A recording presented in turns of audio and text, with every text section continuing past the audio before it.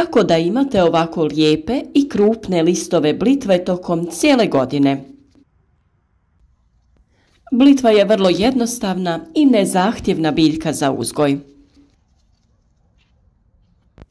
Obično se sije izravno u tlo, ali za ranu proizvodnju može se uzgajati i iz presadnica, proizvedenih u grijanim zaštićenim prostorima. Blitva ima veliku mogućnost prilagodbe tlu i klimi. Minimalna je temperatura klijanja oko 5 stepeni Celzijusa, a optimalna između 16 i 24 stepena. Pri nižim temperaturama 5 do 10 stepeni Celzijusa biljka sporije raste, a optimalna temperatura rasta je između 16 i 20 stepeni. Sije se na razmak od 30 do 50 cm red od reda, a prorjeđuje se na razmak od 20 do 30 cm u jednom redu. Presadnice se obično sade na razmak u redu od 30 do 40 cm, odnosno 5 do 9 biljaka po četvornom metru. Kako bi vrt izgledao bujno i raznoliko, ja blitvu volim posaditi po rubovima drugih gredica, kraj drugih biljaka, naravno osiguravajući joj dovoljno prostora za razvoj i bujne listove. Tokom uzgoja potrebno je osigurati joj dovoljnu količinu vode i naravno obilno zaliti nakon same sjetve ili presađivanja.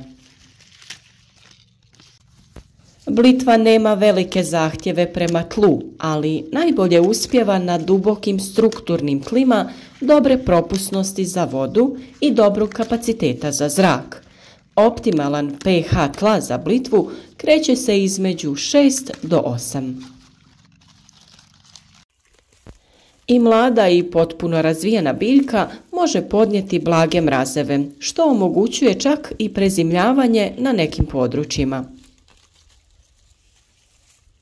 Svoju blitvu smo pripremili za prezimljavanje i oko nje stavili humus te malčirali slamom. Od samog nicanja postavili smo malč oko blitve te vjerujem da je to bio i ključni trenutak u njenom razvoju.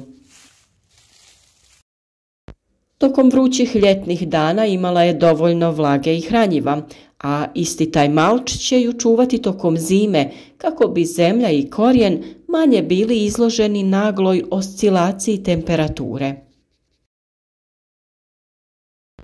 Blitva se može početi brati oko 30 dana nakon sjetve ukoliko su temperature bile optimalne i priuštile joj uslove u kojima bi se brže razvijala. Što ćete više kidati listove blitve, to će ona brže i ljepše rasti. U suprotnom, ne trgaju li se listovi, ona odlazi u cvijet. I jako je štetno brati blitvu čupanjem cijele stabljike zajedno sa korijenom. Kao i druge biljke, tako i blitva ima štetne i korisne susjede. Naime, treba izbjegavati njen uzgoj sa krompirom, ciklom i paradajzom jer privlače iste štetnike. Sve biljke iz obitelji tikvica, kao što su krastavci, dinje, bundeve, tikvice i baternat tikva, ne smiju se saditi u istu gredicu sa blitvom. Sa druge strane, mahunarke, posebno grah, grašak, soja, bob, kikiriki, badem i rogač, korisne su biljke za blitvu. Ispravljaju razinu dušika u tlu, a visok sadržaj magnezija u blitvi može pomoći u povećanju proizvodnje klorofila u mahunarkama, tako da si međusobno pomažu u razvoju i rastu.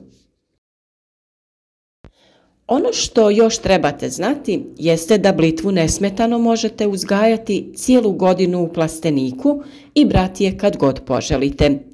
Bilo da se radi o velikom plasteniku ili samo prekrivanje gredice u kojoj se blitva nalazi, dobri rezultati su zagarantirani. Sve detalje oko uzgoja blitve potražite u opširnijim videima na našem kanalu, kao i druge preporuke o zaštiti i uzgoju u zaštićenom prostoru. Za sve druge savjete o uzgoju voća i povrća zapratite naš kanal, podržite naš rad sa lajkom i podijelite korisne savjete na vašim društvenim mrežama da i drugi ostvare dobre rezultate. Za vas smo naravno uvijek tu u komentarima. Javite nam se i pišite sve što vas zanima ili podijelite vaša iskustva vezane za uzgoj biljaka.